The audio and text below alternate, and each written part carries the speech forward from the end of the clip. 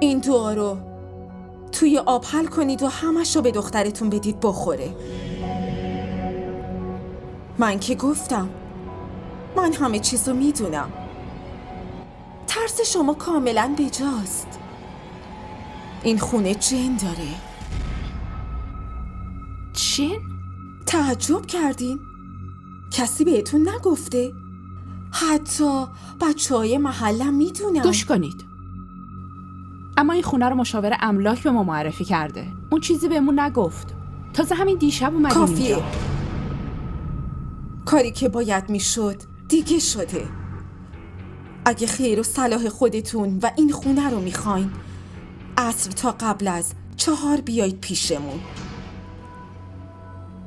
ما یه دعای خیلی قوی داریم که هیچ جن و پری نمیتونه حتی نزدیکش بشه.